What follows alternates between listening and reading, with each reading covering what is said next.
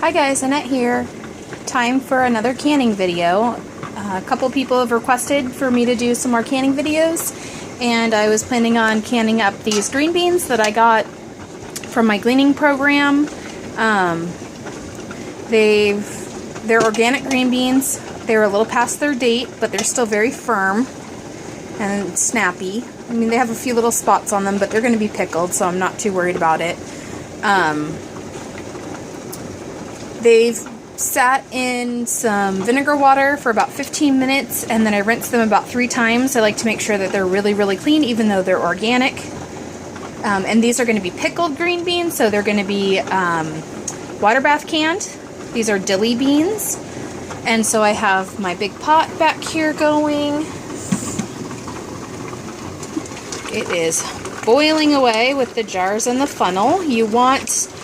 for this recipe, you definitely want the jars to be sterile. You want to boil them for 10 minutes with the lid on so that the jars become sterile, because this recipe, according to the USDA canning site, only processes for 5 minutes. If you're processing less than 10 minutes, you need to make sure that your jars are sterile. If you're concerned, though, you can... boiling water bath these for 10 minutes. The Ball Blue Book, actually, their recipe, they boiling water bath for 10 minutes. But the USDA website is 5, and then the Amish canning book that I have is also 5 minutes. There's multiple different recipes for Dilly Beans. They're all very, very similar. Mine I just wrote down real quick. A friend's grandma actually gave me this one. And instead of using head of dill or dill weed, it uses dill seed, which is really nice because you don't have to have fresh dill on hand.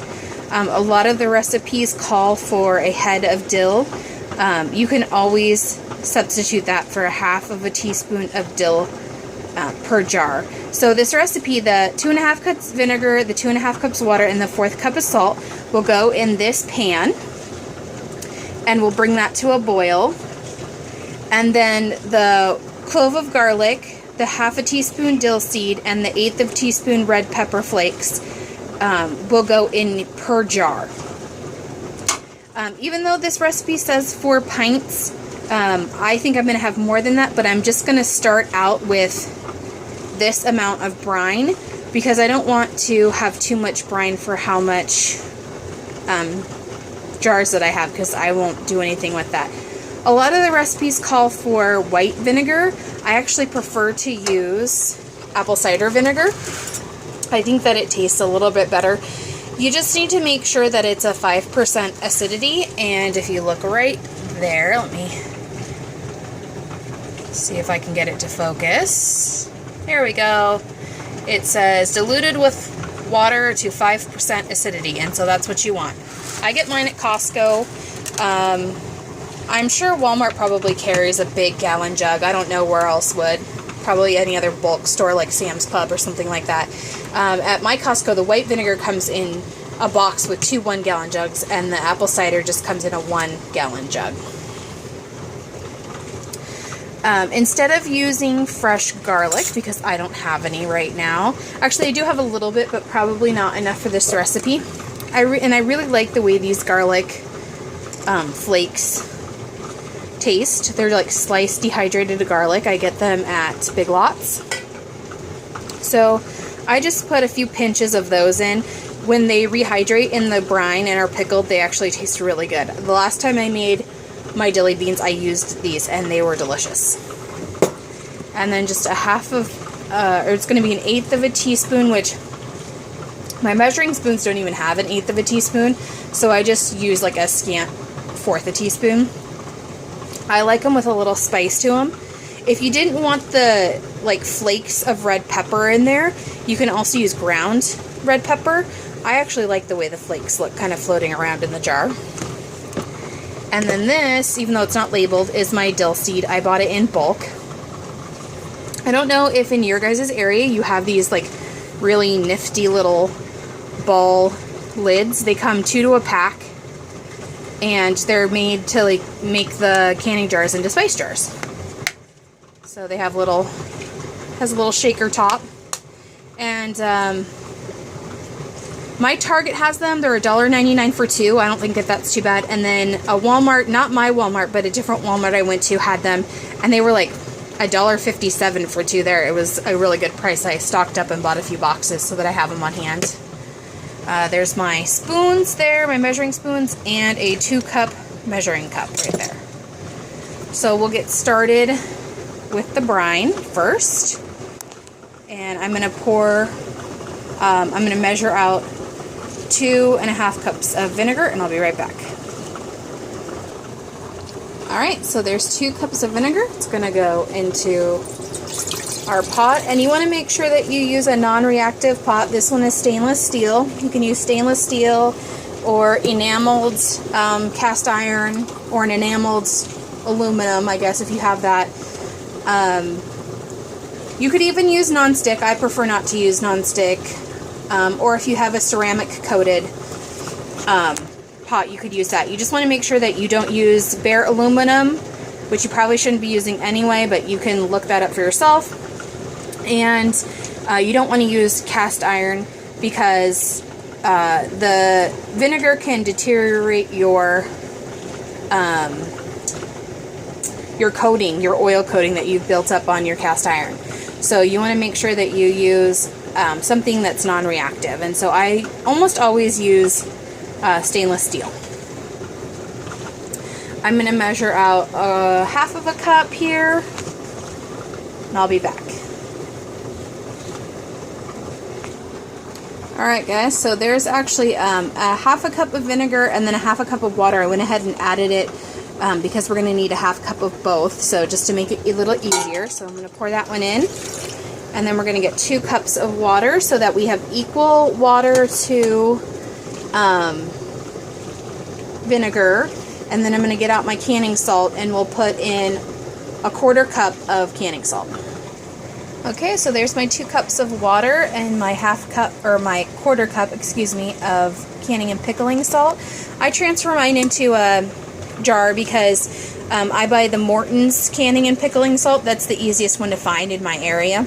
I know that Mrs. Wages sells canning and pickling salt too, and it comes in like a plastic baggie, but since mine comes in a box, I don't want to risk it getting wet, especially when you're canning, because you have the boiling water bath going and all that. So I just transfer it into a jar. So we're going to take our 2 cups of water, put that in. And if you don't have good water or filtered water where you live, I would suggest canning with bottled water, especially for pickles, because you don't want them to turn colors from minerals. That's the other reason why you use the canning and pickling salt. It does not have any additives in it. There's no added iodine, and there's no anti-caking agents in this salt.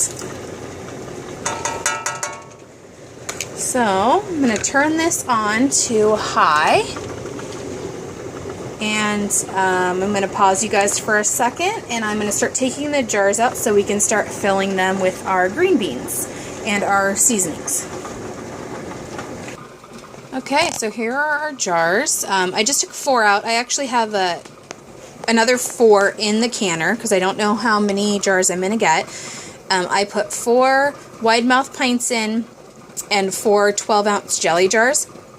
The 12-ounce jelly jars are really great for Dilly Beans because they're skinny and tall, and so they look really pretty in the jar, especially if you're going to give it as a gift. So the first thing I'm going to put in is the dill seed, and we need, this is a 1/2 teaspoon. I don't know if it will focus. There we go, 1/2 teaspoon. So we're going to get out 1/2 teaspoon and put it in each jar. I might do a scant 1/2 teaspoon on the 12-ounce jars just because they're a tiny bit smaller. There's that one. So do just a tiny bit less on that one. And a tiny bit less on that one.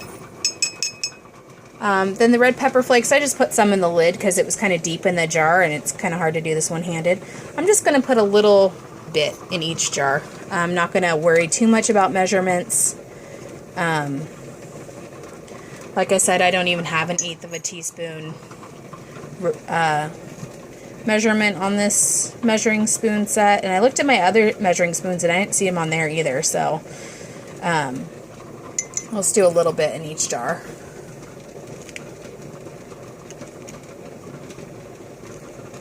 If I can get it one-handed. Here we go. And a little bit in there. Okay, so that's what we have so far in the bottom. And then here's the garlic. And I'm just going to take a little pinch and put it in each jar.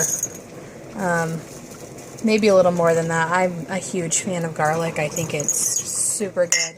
If you've never had garlic pickled, like even just like whole cloves of pickled garlic, it's so good. So put a good amount in each jar. And like I said, it just rehydrates in the brine. I may actually make a few of these, or at least one jar. Instead of putting the red pepper flake in, put a few black peppercorns in, because I have a friend who's allergic to any kind of like hot pepper or sweet pepper, any of them that I guess they all have capsaicin or something in them. They all tend to affect her. So she doesn't eat anything with like peppers in it, but black pepper is different and that doesn't bother her. So there's our flavorings in each jar. And so the next thing we're going to do is bring the green beans over. Sorry about the shaky camera. And we're going to start putting them in the jar. And you want them to kind of like stand up on end, and you're going to end up needing about 1/4 inch of headspace. So if they're too long, you can break them or try and fit some shorter ones in or whatever, but you're just going to, oh sorry, I wasn't even showing you guys. You're just going to take a couple, stuff them down in the jars.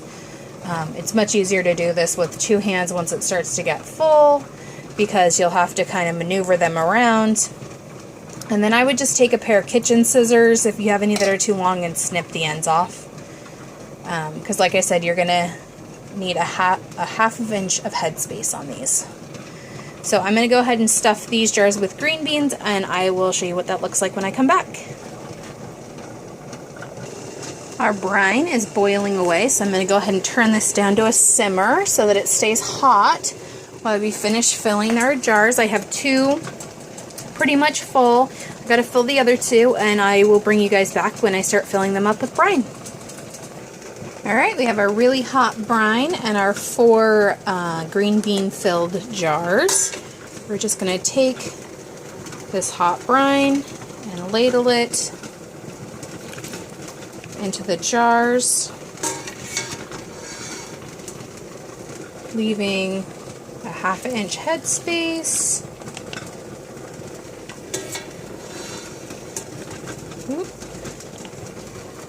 My funnel doesn't want to quite stay because these are wide mouth jars and the green beans are pretty far up the jar, only needing a 1/2 inch headspace. Let's see where we're at. Not quite there, almost.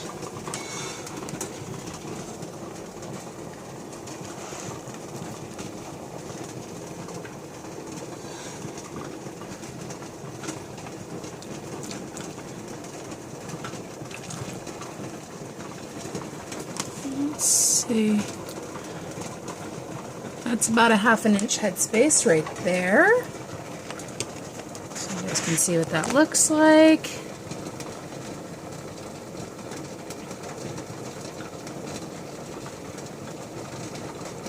Sorry, camera doesn't want to focus. It smells really good already. I'll go ahead and I'll fill the rest of these up, and then I will debubble using a chopstick, just kind of going around making sure there's no air bubbles in there. And then we'll get ready to put it on our hot lids and our rings, and I'll show you guys that when I come back. Okay, so I've used my chopstick here to debubble like I showed you in the ham video. You just go around in the jar, make sure that there's no little trapped air bubbles in there. Go ahead and like kind of push those green beans that want to pop up back down. The green beans kind of want to float because they still have some air in them. After they process and after they settle for a while, the green beans will sink back down into the brine. But when I take them out of the canner, you'll see they'll pretty much be floating in there. But you don't have to worry about that. There's plenty of acid and salt in this brine that it's going to keep everything fresh and nothing's going to spoil.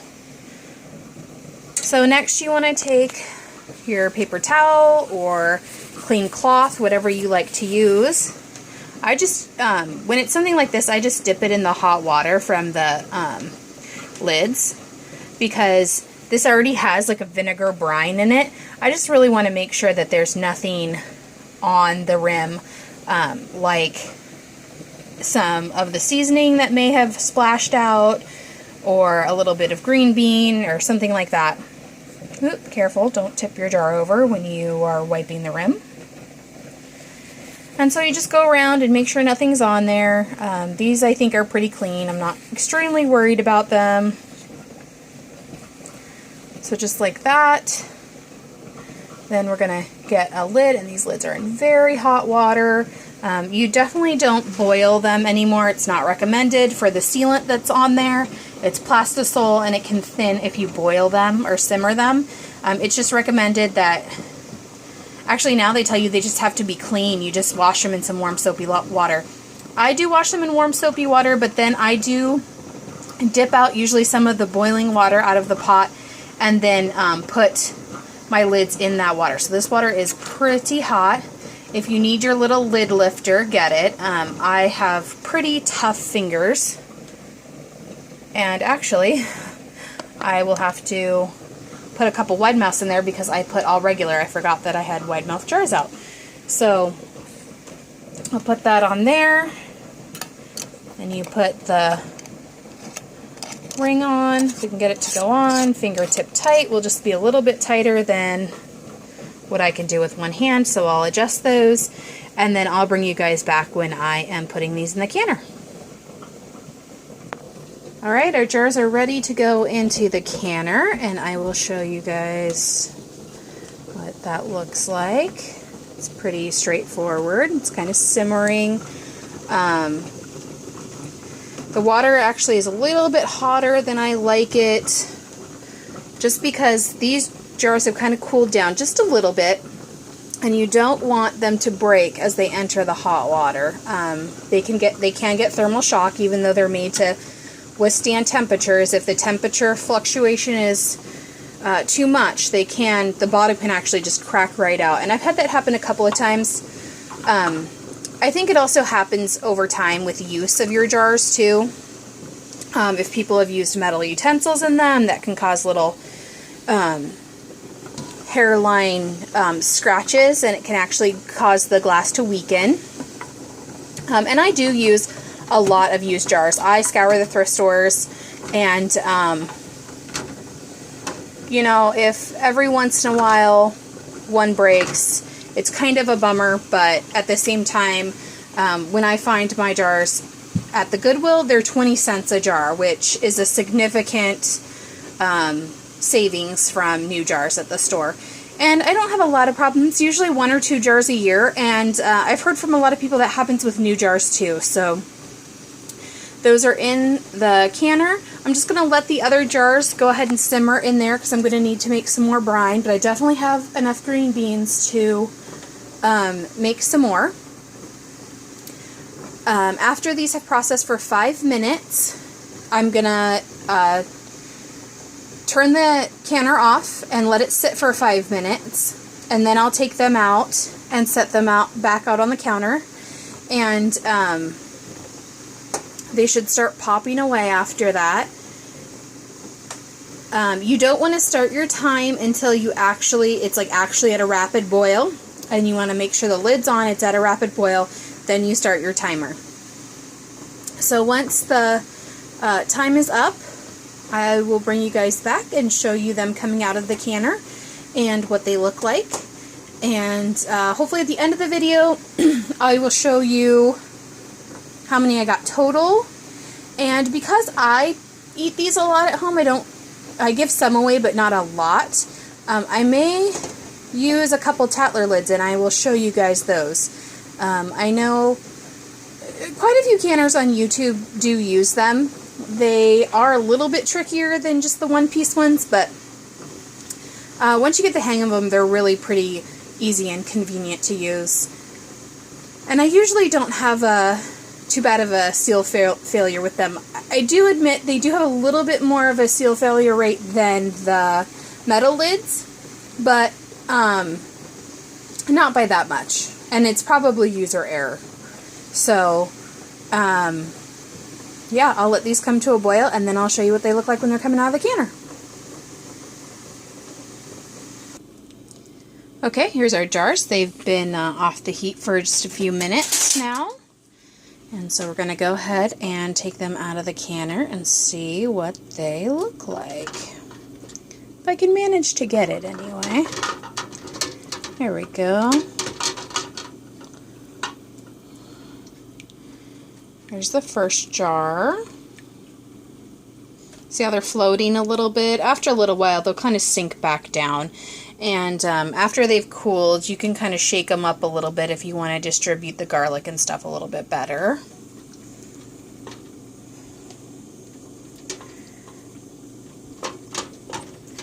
Here's our other 12-ounce jar. Set that one right there. It's hissing a little bit, that's okay. Just means that the air is escaping, and then that's what helps create the vacuum.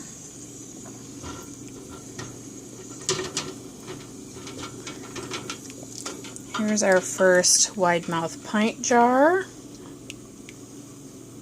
You can see that they're floating in there a little bit. You can already see that those garlic pieces have kind of rehydrated. They might get a little bit more plump than that.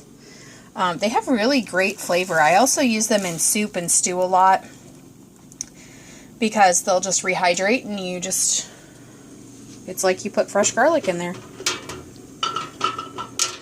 And then here's our other wide mouth pint. We'll put that one over here to sit too. So I'm just going to leave those alone. I will let them all start to seal as they cool. Kitchen's a little warm right now, so it might take them a little longer to seal than usual. But I will just leave those there, let them cool and seal, and when I come back, I'll show you guys hopefully how many I got total. And I do have one Tatler lid in the water for the next batch, so I'll show you guys that too.